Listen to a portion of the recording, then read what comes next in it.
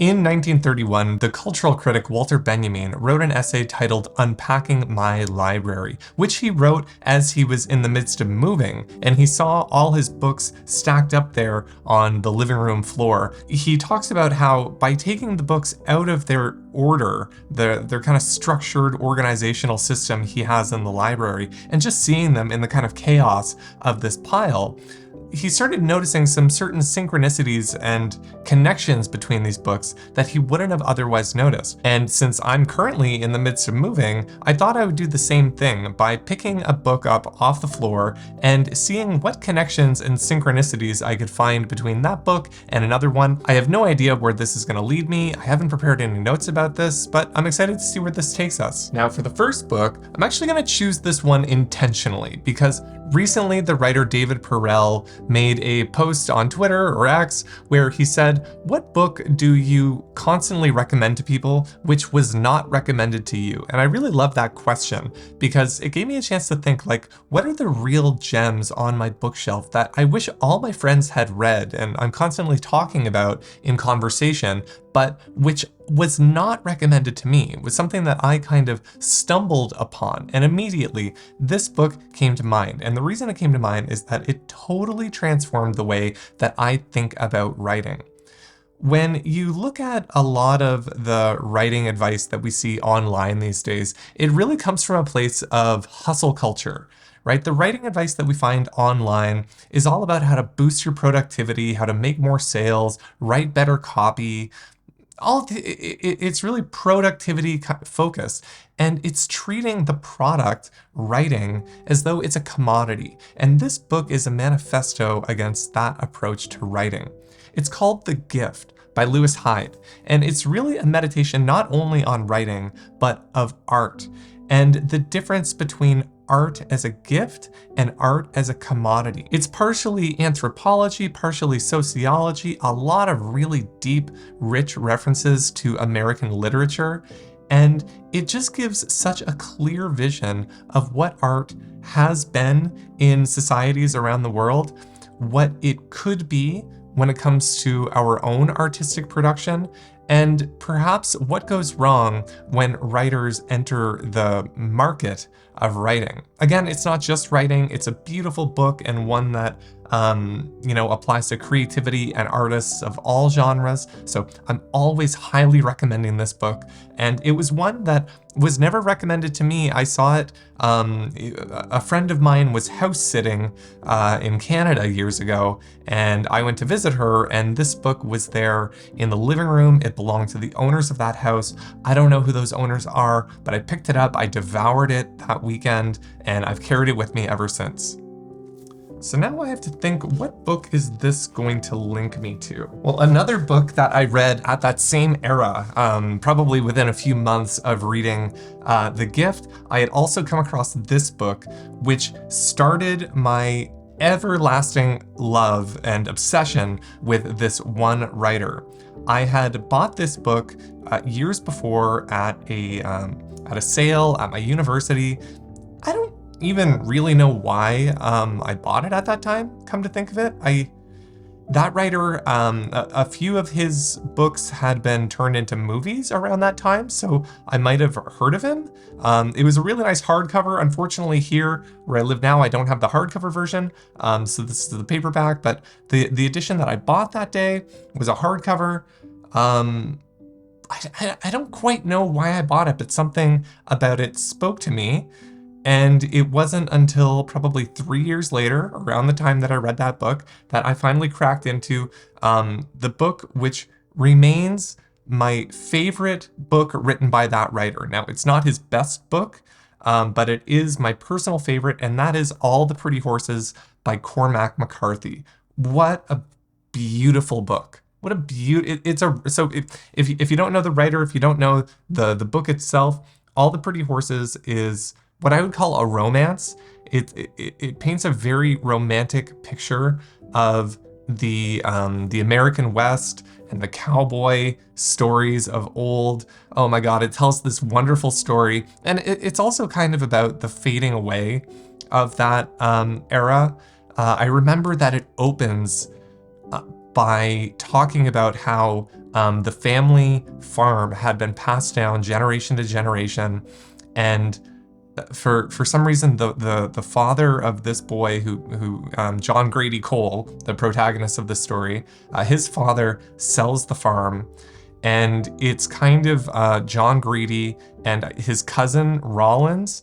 It's their last stand. It's their last journey into that moment in the American West. So it's like the perfect cowboy story. They go south, they cross into Mexico on horseback. John Grady falls in love. They find work on various camps. They have this real spirit about them for the farm and for that lifestyle which they've left behind, or that which has left them. You know, they're going searching for it to find some place that can still where they can still apply those skills that they developed on the farm. Amazing story. There's this hilarious character named Blevins who comes in, who gets them into a lot of trouble. And it's just a romance. It paints such a beautiful story of the American West. So if you ever wanted to, so I said it's my favorite of his books. Of course, Cormac McCarthy's best novel has to be Blood Meridian. And that story is kind of, I bought this. Yeah, I bought this one here in Korea.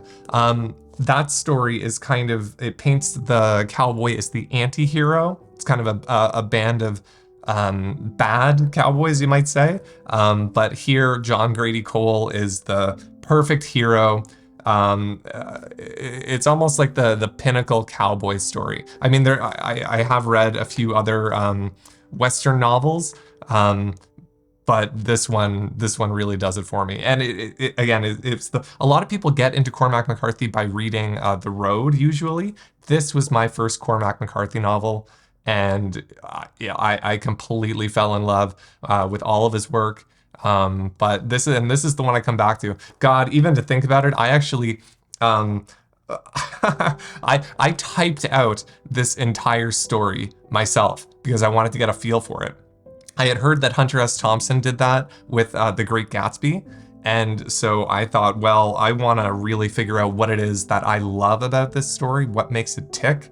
And so 1 year, 1 year. No, I did it in about 2 or 3 days, I think. I typed out this entire story, not on my computer, on a typewriter. So I still have that somewhere, actually. I should dig that up. That'll link me to this classic. Cormac McCarthy, of course, is known as an American author, and the book that we were just speaking about, All the Pretty Horses, was a study of the American Western novel. But what people don't always appreciate is how close of a student Cormac McCarthy was for the Irish novelist James Joyce. And this is his first novella.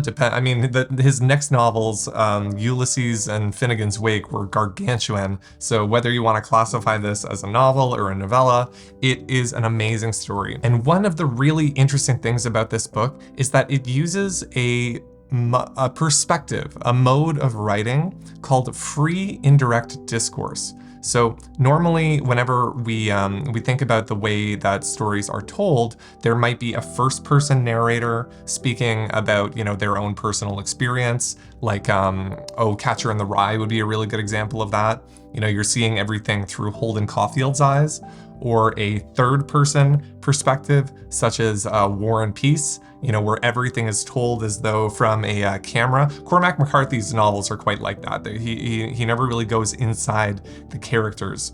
But in Joyce, he's using a mode of narration called free indirect discourse, where he's not going into the mind of the character. It's not a third-person narrator who's telling you, okay, now Stephen Daedalus was thinking this. It's not really like that. It tells the story of what's going on, but the language which is chosen is flavored by the character's interiority. So it famously opens with that. Might be better to give an example of it. Yeah, just listen to the opening sentence here. It says, "Once upon a time, and a very good time it was, there was a moo cow coming down along the road, and this moo cow that was coming down along the road met a nice little boy named Baby Tucku."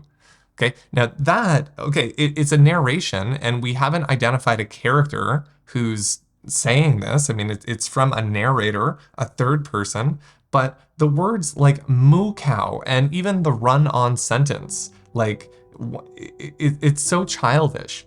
And like a moo cow, who would call a cow a moo cow but a little boy? And this story is it's a Bildungsroman, so it's the story of a character growing up and becoming an artist. The book is the portrait of the artist as a young man, and it famously ends with this really bold, I wonder if I can find it here, this amazing passage where he says, "I will tell you what I will do and what I will not do." Where is that? You know what? I can't find the passage right now, but I think I know it by heart. It goes, "I will tell you what I will do and what I will not do. I will not serve that in which I no longer believe, whether it calls itself my home, my fatherland, or my church. And I will strive to express myself in some mode of art or life as freely as I can and as wholly as I can, using for my defense the only arms I allow myself to use: silence, exile, and cunning." It's just such a bold statement for the kind of artist that Joyce wanted to become. And his next works were just such like unbridled. There was just such unbridled energy flowing through them. Ulysses, and then of course at the end of his career, Finnegan's Wake. So this is like Joyce's earliest pronouncement of, you know, the kind of modernist writer that he would become. So Joyce leads us to, well, I've been talking a lot about novelists so far, and I kind of wanted to switch gears and start talking about a poet whose work I've admired for quite a while. I first came across this poet in a biography, I think it was by like National Geographic or something, maybe PBS, but it was about the life of Buddha. It was animated, I remember. And he was one of the few people who appeared, he was recorded. And oh my God, he was just like, there was something very compelling about this guy. I wanted to know who he was. He had crystal clear eyes. And something about the way in which he spoke about the life of Buddha that just made it feel so alive and so real. Just this room where we are. Pay attention to that. Pay attention to who's there. Pay attention to what isn't known there. Pay attention to what is known there. Pay attention to what everyone is thinking and feeling, what you're doing there, and pay attention. Pay attention. It's clear that the teachings of Buddha had really they were very real for this person. And I think I was watching this documentary and kind of learning about it intellectually, but I saw in him somebody for whom those teachings were integrated in his life. Like he was a very clear part of, well, his worldview. And that is W.S. Merwin, who sadly passed away, just 2 or 3 years ago now, but wonderful, wonderful poet. And what just occurs to me now is not, I'm going to talk about his poems in a second, but I remember reading that when he was younger and kind of apprenticing to become a poet, he visited Ezra Pound, who at the time was in the hospital in Europe, I believe, and kind of visited him almost like as a pilgrimage or something. He wanted to visit the great poet. And he asked him for some advice, and Ezra Pound told him to practice translation. So to take old, Italian poets and Spanish poets and to translate them into English, because that practice itself is something perhaps like what I was doing with the Cormac McCarthy novel. It's a way of, bringing them in, bringing those voices into your own. But of course, with the translation, which is not what I was doing, he would flavor it with his own interpretation. So anyway, that was Ezra Pound's advice to Merwin whenever he came to visit him. But the one that I really remember is, I guess Merwin must have asked Pound what he should be reading, and Pound told him to read seeds, not twigs. And what he was talking about is go back to the classics. Read the works that have endured the test of time, which are known. Oh, I can make a quick pivot here. Well, which are known, or which are called by Nassim Taleb in Skin in the Game, called the Lindy. So the Lindy effect is named after a restaurant in New York, which actually closed on the day. So a restaurant in New York off Broadway where which sold really bad cheesecake, but where unemployed actors would go, and where they apparently discovered the fact that if a Broadway musical lasted, 6 months, then it would last 2 years. And if it lasted 2 years, then it would last 4 years, something like that. In other words, it's the test of time. When something is robust enough to sustain its existence for quite a while, it will go further. And that is what Pound was saying to Merwin. Don't read these new contemporary authors, these modernists, these, at the time of Merwin, it would have been postmodernists. Don't bother with them. Go back to the classics. Read the seeds, not the twigs. And I love that. But Merwin is he's a wonderful poet. He had this really interesting style where he wouldn't punctuate. Almost kind of something like McCarthy. McCarthy used periods and some commas. Merwin didn't use any of those. But it gives his poems something of they're a lot more fluid, and there's a kind of visual quality to them. Like, they're not to be interpreted as sentences, but rather as it's very visual. It's very image provoking. Oh, and I just love this poem. I mean, it's a famous one of his poems, so if you know Merwin, you might know this, but in case you don't know Merwin, I've just come across one of my favorite poems by him. I'll read it for you here, which is called For a Coming Extinction. Gray whale, now that we are sending you to the end, that great God, tell him that we who follow you invented forgiveness and forgive nothing. I read as though you could understand, and I could say it. One must always pretend something among the dying. When you have left the seas nodding on their stalks, empty of you, tell him that we were made on another day. The bewilderment will diminish like an echo, winding along your inner mountains, unheard by us, and find its way out, leaving behind it the future, dead, and ours. When you will not see again the whale calves trying the light, consider what you will find in the black garden and its court. The sea cows, the great ox, the gorillas, the irreplaceable hosts range countless and foreordaining as stars, our sacrifices. Join your word to theirs. Tell him that it is we who are important. I just find that such a powerful pronouncement of the hubris of humans. Merwin was an ecological poet. Famously, he planted towards the end of his life, he lived in a preserve. Well, he turned his property in Hawaii into a preserve of palm trees. He had like every variety of palm tree in there. So definitely an ecologically minded poet. And I mean, there's a lot that I could say about this, but one thing I noted in this reading is take a look at the capitalization. Like, he's addressing the gray whale, which is about to become extinct, and we're sending him off to the black garden, along with all these other animals who have gone extinct. And oh my God, it's so menacing, the way it's saying, oh, and you tell that God that we invented forgiveness, and we don't forgive anything. We forgive nothing. And of course, the end is capitalized as a proper noun, but God and him, every time God is referenced, it's not capitalized.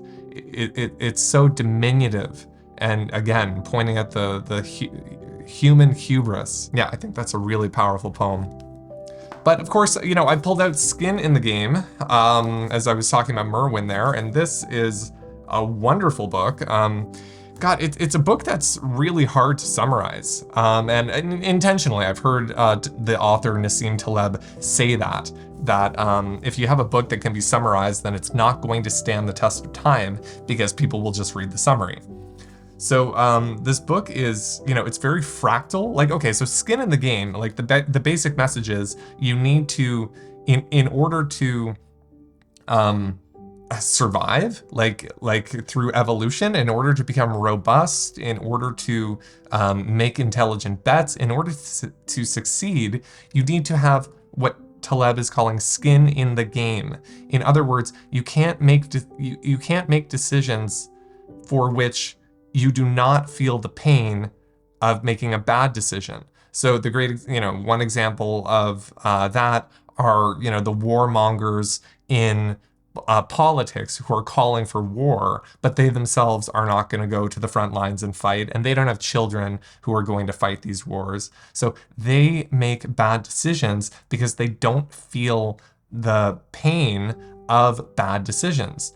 And honestly, I mean, so it's such a cool book because the way Taleb writes, you can see this lesson manifest in so many different domains of life. It's not a book about finance or business or philosophy. It's all, or mathematics or probability, and it's about all of that and more. So it's a very, very interesting book. But for that lesson, one place where I see it in my day-to-day life is, I work at a public university, and the more I'm there, the more I just see, like, this is a very inefficient system. It's an inefficient system because we're receiving public funds. So the funding, the pay, comes not from our success or student success as teachers, but rather from, well, these artificial measurements, student satisfaction surveys, and these kinds of things. If we were actually competitive, if we were actually exposed to the negative consequences of bad decisions, then, well, everything would be structured quite differently. We wouldn't have such a bloated bureaucracy. We would be approaching our classes a lot differently. And, the great example of this is look at the difference between NASA and SpaceX. That's all you need to know. Okay, whenever a company has skin in the game, when Elon Musk is putting up the money for his own rocket, and his fortune for the rocket has to work, right? And it does, and they do incredible things. Why? Because they have skin in the game. When you're trying to develop these technologies through public funding, well, it's other people's money. And you personally, if you're as the engineer, for example, you're not going to feel such great pain if you blow up a $400 million rocket as you would if it was your own money. Another example is try to play poker with no money. Try to play it with pennies or something. It's not as fun, and you're not going to be as calculating and precious about your moves if you don't actually have money in the pot. So that's the basic message in Skin in the Game, but it's a fantastic book. The way that he blends literature and philosophy and all kinds of different domains to make this insight. So Skin in the Game brings me to this book, which is not thematically linked to Skin in the Game or the other books I've been speaking about, but I just happened to be reading this book at the same time that I was reading Skin in the Game about 6 to 8 months ago or so. And it's a very interesting book. And it just so happens that at the time I was starting to read these books, I was also starting a new relationship in my life. And in order to get to know me, my girlfriend went and ordered these books from the library. And I laugh because these books are totally unlike each other at all. So she took out Skin in the Game and this book, which is Mating in Captivity.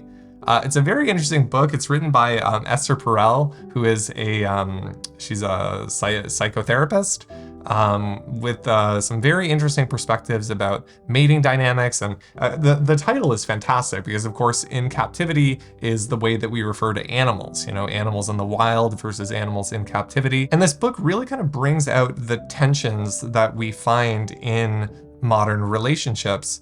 And the ways in which they sometimes contradict our more natural animalistic instincts. I think at the time, when I was starting that relationship, I was really, in my life, I think I'm just so terrified of ending up in one of these relationships where, to put it crudely, the two people are basically roommates. All the romance that we find at the beginning of a relationship fades away, and now we're just with our person out of convenience and because we've entangled our finances, and in other words, when the romance fades. And I've seen that, and I just never want to end up there. And that's what this book really gets to. It's like, how do we keep desire alive? But the interesting thing is, as she's really interesting. She's a Lacanian, and Lacan was a French psychoanalyst, kind of dense and a little, he can come across as a bit of a charlatan in the way that he develops some of his ideas, but he shouldn't, people dispense his ideas a little bit too quickly, and I think there is a lot of baby in that bathwater. And so Esther Perel, has a Lacanian understanding of desire and the way in which it works. And I mean, maybe you don't even need Lacan. Maybe it sounds obvious to say that you only desire that which you don't have.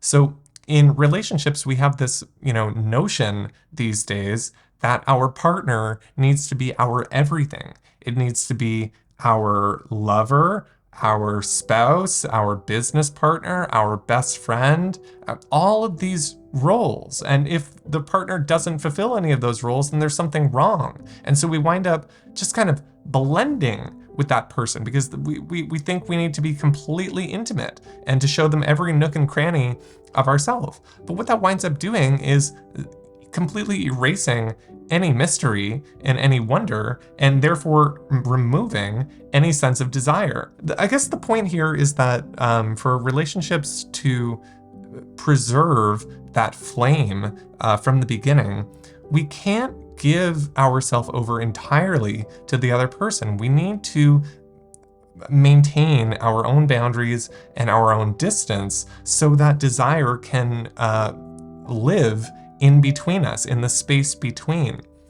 And so this was a really interesting book to read with my partner because it gave us a lot to talk about in terms of the way we wanted to navigate the relationship. And although, it kind of raises some uncomfortable issues about the fate of modern relationships, I think it was incredible to get to read this alongside somebody. Skin in the game, I mean, she was just trying to get to know my head. I don't really know how much that did for her, but this was an excellent book. And I didn't buy it with the plan of reading it with my partner like that, but it wound up being a very fruitful discussion afterwards. So yeah. Mating in Captivity. So this is the graphic novel version of a book. I have no idea, this doesn't totally connect with Mating in Captivity, but I just saw it and I wanted to pick it off. So it's the graphic novel version of one of my favorite books, but I guess the reason it jumped out to me is that these days, the author has a new book coming out, and I notice on Twitter, there is a lot of hate for this writer that I genuinely don't understand. The thing I really appreciated about this writer is that he's an exceptionally clear writer, which is an output of clear thinking. He's a very clear thinker. He has a very clear vision of the world. And the book is Sapiens. So this is the Korean version. I got it because I'm living in Korea and I'm studying Korean. And a great way to learn, in order to learn a language, you need to have what's called comprehensible input. So it's something I talk to my students a lot about. And, so anything that helps with your comprehension assists in language acquisition. And so because I had already read this book 2 or 3 times in English, I thought it would be cool to go through it in Korean, especially because there are pictures to go with it. So that's why I bought this book, but just while I have it here, I really don't get, if you're one of these people who hates Yuval Noah Harari, I would love to hear from you in the comments, because I genuinely don't get it. It seems to be that, I think the mistake that he made is that he accepted invitations to go to like the World Economic Forum and talk to leaders at like Davos and like, Klaus Schwab and these kinds of people. And so I think he's become like guilty by association, but it's almost like the way in which Nietzsche's ideas were appropriated by the Nazis. Like, okay, and they can do with them what they want, but Nietzsche was not a Nazi, and Yuval Noah Harari is not an anti-humanist, a globalist. I mean, he really celebrates countries. He does argue that there are certain problems which cannot be addressed through a union of nations, that there needs to be some global cooperation mechanism, and that's true. I personally am not a fan of these kind of globalist trends, and I don't really know how much stock I put in to the climate emerge. Okay, because actually, I've been reading this other book. Well, actually, it's in the other room right now, but here's the second book by this author, David Deutsch. So I'm going to come back to Harari for a second, but David Deutsch is a physicist at Harvard, but he writes about how basically problems have solutions. Like, problems are soluble, and humans are the great explainers. Like, this is what we do. We have problems. Those problems lead us into our investigations in nature. We use science, and we discover new knowledge. That's what we do. So this whole climate catastrophism, even to the degree to which it is a problem, does not mean like all these predictions about how the polar ice caps are going to melt and everything need raise no alarm. Like if there is a problem, then there is a problem. But if there's a problem, we're going to solve it. We always do, and we always will. The world is not going to end. And so coming back then to Harari, for his collaborations with organizations like the IMF, like the World Bank, that's probably gotten him a lot of trouble. And I can see how people who mistrust that would also not like to hear from this vegan Israeli historian who's telling them we need to, band together. But that's not the heart of his message. So basically what they're accusing him of is anti-humanism. They're saying, well, he has this very pessimistic outlook on the world. And I don't think anybody who's actually read him, set aside all the clips taken out of context from the IMF meetings and everything like that, I don't think anybody who's actually read Harari believes that he's a pessimist. One line that just springs to mind is, I think it was in, where is it now? This was his third book, 21 Lessons for the 21st Century. And at one point, he's talking about how, if you want to know what's real, how can you tell what's real? And he says, well, the test to find out if something is real is to say, does it suffer?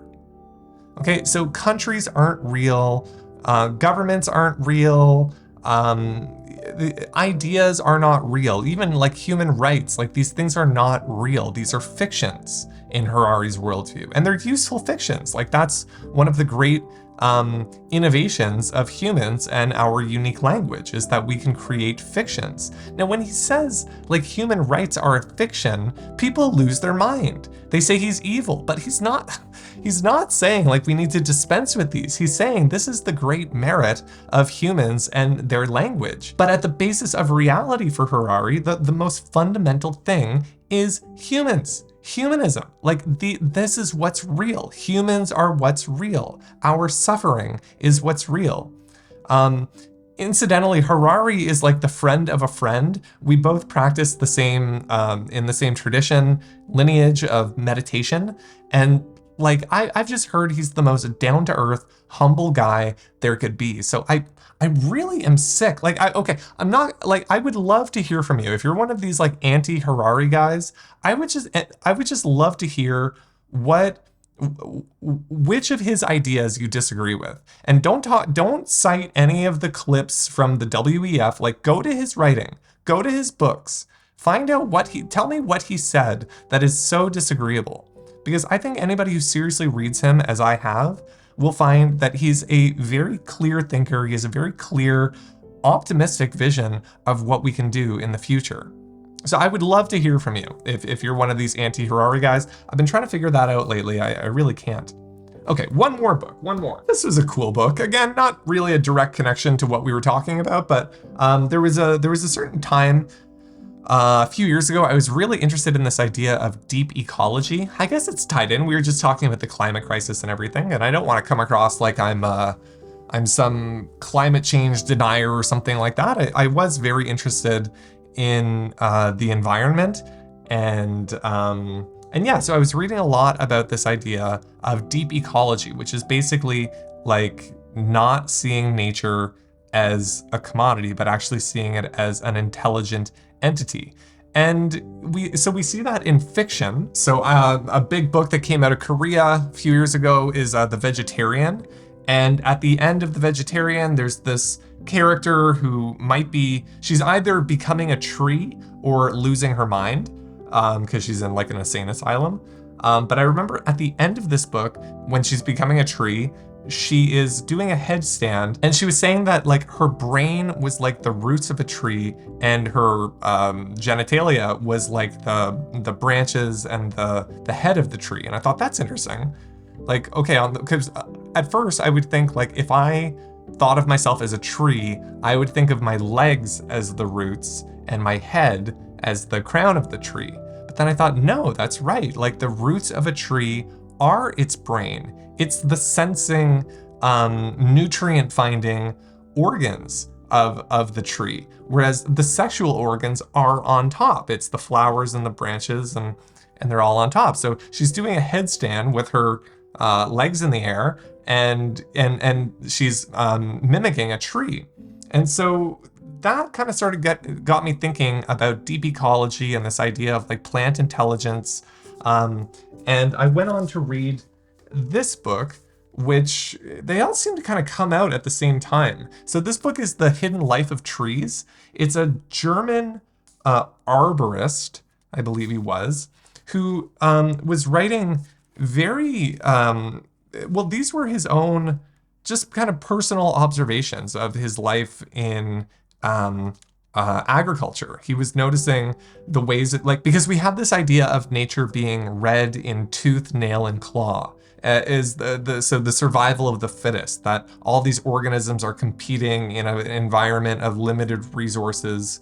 But what he's finding is just the opposite, that, you know, when a tree was dying, for example, other neighboring trees would send their resources to that tree in order to sustain it, and how these connections, that there's this vast web of connections between trees in different ecologies, which are linked by mushrooms and rhizomes. So the ways in which mushrooms are used almost like the neurons in a brain to connect these trees together. It really gave me a kind of different view of nature as being a lot more cooperative and supportive than is commonly thought of. So that book is called The Secret Life of Trees. Bonus book that fits just in line with that deep ecology theme. I read it around the same time, wonderful book called The Overstory. And this book really dramatizes the things that, you know, the ideas that are put out in this book. So this is the first, this is brilliant because, like, if you want it, how would you write a drama about nature? Right? How would you write a dramatic story about trees and, yeah, like animals? Well, he does it here.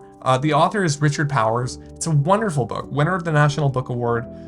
So if you ever get interested in this idea of deep ecology, that would be a really cool book that I would recommend. I actually did recommend this to a friend, and he came back a few months later and told me that he loved it. So highly recommend The Overstory by Richard Powers. So that was a pretty cool tour of some of the books, and I think that covers it for Unpacking My Library. Hope that was interesting. If it was, you can let me know in the comments. I might do another one, because you never really know where it's going to lead you when you're going from one book to the other to the other. So if you enjoyed this, let me know in the comments. I might try it again sometime. It's going to take me a little while to finish unpacking my library and setting up my whole bookcase back there. So yeah, your feedback's appreciated. Anyway, I hope that was helpful, and see you in the next one.